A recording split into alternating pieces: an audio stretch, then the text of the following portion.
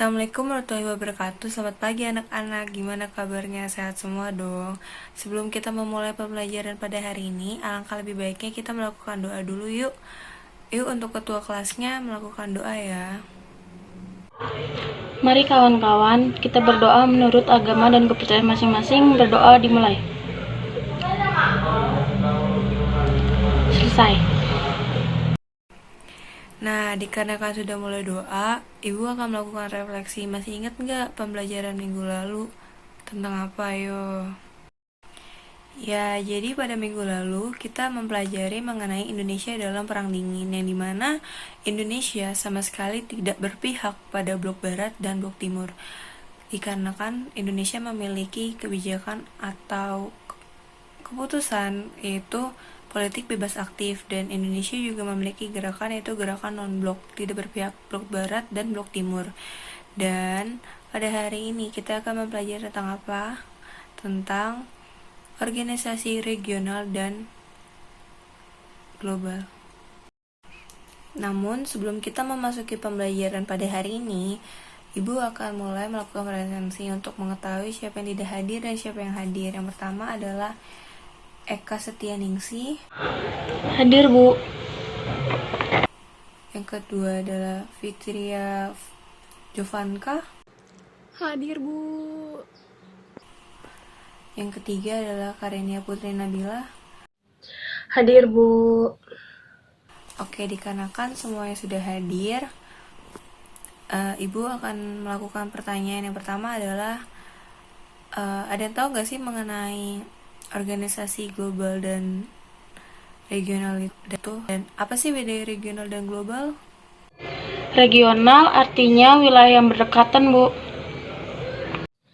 Regional itu hanya untuk di suatu wilayah, kayak ASEAN merupakan regional dari Indonesia, Malaysia, Singapura, Thailand, Brunei, Filipina, dan lainnya. Global itu secara luas, Bu. Baik, jadi sepahaman kalian tuh bahwa regional dan global itu yang berdekatan dan yang sejalan gitu ya, atau yang satu lingkup. Ya, hari ini kita akan membahas itu ya, tentang organisasi regional dan global, dan pembagiannya tentang organisasi-organisasi tersebut.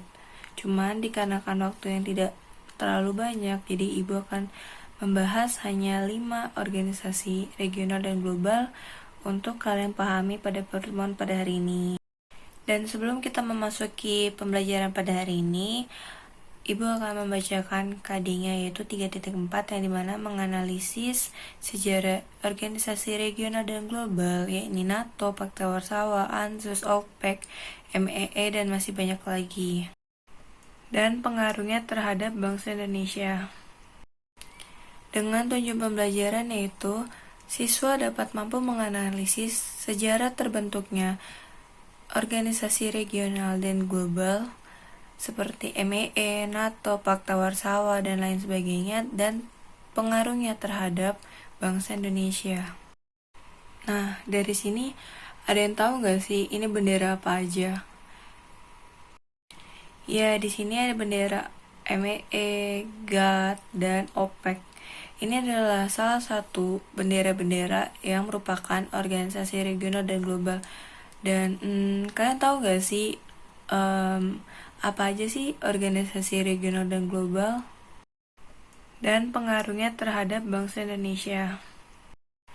Dan seluruh kebijakannya itu untuk organisasi regional diurus oleh kawasannya tersebut, tidak menyeluruh. Sedangkan organisasi global itu dia meliputi oleh seluruh kawasan. Jadi tidak hanya untuk daerah-daerah kawasan Asia Tenggara atau Asia Timur dan sekitarnya, tapi juga bisa untuk ke Amerika, terus ke bagian-bagian Eropa sana, dan bagian Asia itu juga bisa gabung terhadap organisasi yang tingkatnya global. Ya, jadi organisasi regional itu merupakan organisasi kawasan yang meliputi dari kawasan sekitarnya saja, seperti Asia Tenggara, Asia Timur. Nah, jadi hanya dalam lingkup tertentu saja. Jadi, ini merupakan organisasi ekonomi global. beberapa aja ya. Yang pertama adalah SARRC atau singkatan dari South Asian Association Regional Cooperative yang didirikan di Baghdad, Bangladesh tanggal 8 Desember 1985 dengan tujuannya itu membangun perekonomian di Asia Selatan. Karena kita ketahui kayak ada India, ada Bangladesh, itu kan rata-rata dan lain sebagainya, itu rata-rata kan negara berkembang. Nah, SAARC ini didirikan itu dikarenakan untuk supaya menstabilkan perekonomiannya mereka. Terus awal itu dari Free Trade Area yang dimana itu yang dimana Free Trade Area untuk di SAARC ini menghilangkan kayak pajak-pajak gitu loh. Jadi dia mempermudah dan mulai diberlakukan Free Trade Area ini tuh di tahun 2006. Terus selanjutnya itu anggotanya SARC itu ada Pakistan, Bangladesh, Bhutan, India, Nepal, Maladewa, dan Sri Lanka. Dan um, beberapa informasi itu ada yang ngomong tentang Amerika. Dan yang kedua masih di organisasi regional, yaitu adalah MEE, di mana MEE itu merupakan Eropa Economic Community atau masyarakat ekonomi Eropa yang didirikan di Roma pada 1 Januari 1958 dengan latar belakangnya itu keberhasilan ECSC, yaitu Komunitas Batubara dan Baja Eropa, yang dimana ECSC ini itu tuh kayak mempermudah untuk masyarakat Eropa itu untuk meningkatkan perekonomiannya gitu loh. Jadi kayak kayak ada penjualan batu bara, ekspor impornya itu dia tuh menaikkan trafik atau grafiknya ekonomi di Eropa. Jadinya dibuatlah MEE. Terus tujuannya itu meningkatkan kerjasama ekonomi dan memberikan bantuan pada negara-negara yang masih rendah ekonominya.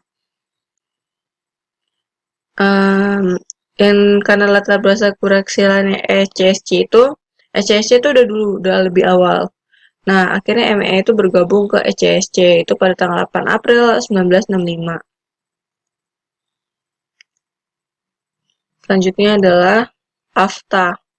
Ini mana ini masih organisasi regional ya. AFTA itu singkatan dari ASEAN Free Trade Area. Didirikan di Singapura pada tanggal 28 Januari 1992 di KTT keempat.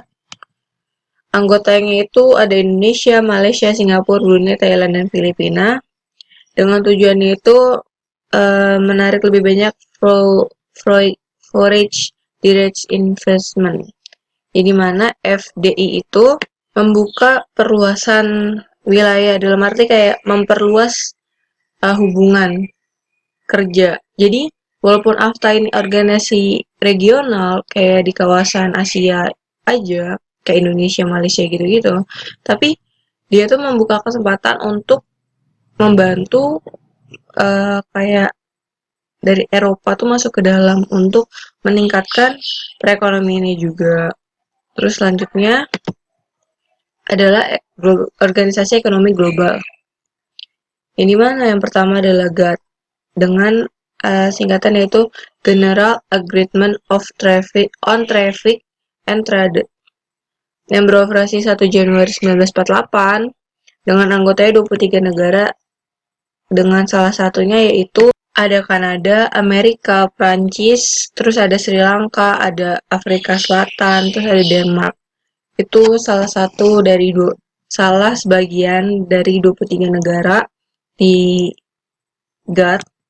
Terus selanjutnya adalah tujuannya itu menerapkan prinsip-prinsip pemoliberisasi perdagangan berdasarkan traktat multilateral, yang dimana traktat multilateral itu dibagi dua, itu ada traktat bilateral dan multilateral, yang dimana bilateral itu hanya dua negara saja yang menandatangani perjanjian, kayak misalkan Indonesia dengan Amerika atau dengan Cina, itu hanya dua orang saja. Dan ada lagi traktat multilateral yang dimana traktat multilateral itu internasional atau global.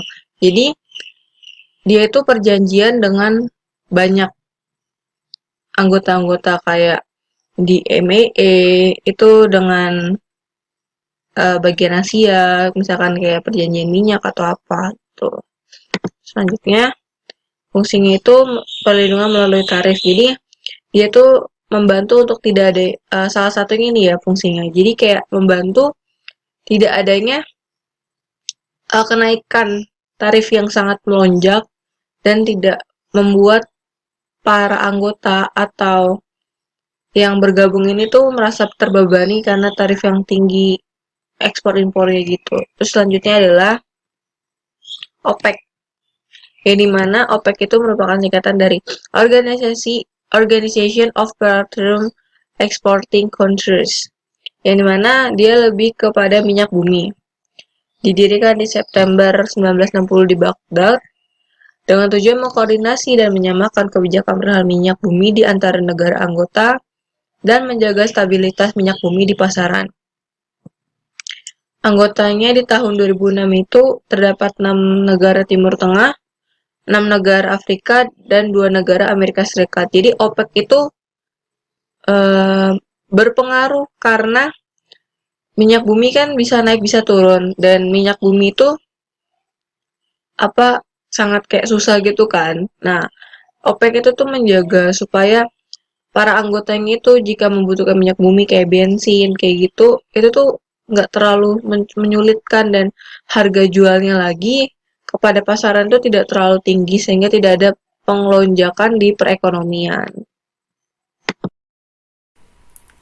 Baik, apakah masih ada pertanyaan lagi dari penjelasan Ibu? Udah nggak ada pertanyaan lagi kok, Bu. Jika dirasa sudah tidak ada pertanyaan lagi, Ibu akan mulai membagikan tugas ya. Yah, kok tugas sih, Bu? Ini tugasnya gampang kok. Ini cuman sekitar ada 2 soal dan nanti individu. Ini dikerjakan secara individu. Jadi boleh open buku, open books, atau Google juga nggak apa-apa. Tapi dikumpulkan pada hari ini ya. Dan berikut merupakan tugas individunya ya. Ini adalah 2 soal yang dikerjakan secara individu dan bisa open book dan bisa mencari di internet. Dan hari ini harus dikumpulkan. Terima kasih. Karena sudah semua yang mengumpulkan, jadi pertemuan hari ini ada yang bisa merefleksi. Jika sudah semua paham dan mengenainya, akan dilanjut untuk minggu depan. Sekian, terima kasih. Wassalamualaikum warahmatullahi wabarakatuh.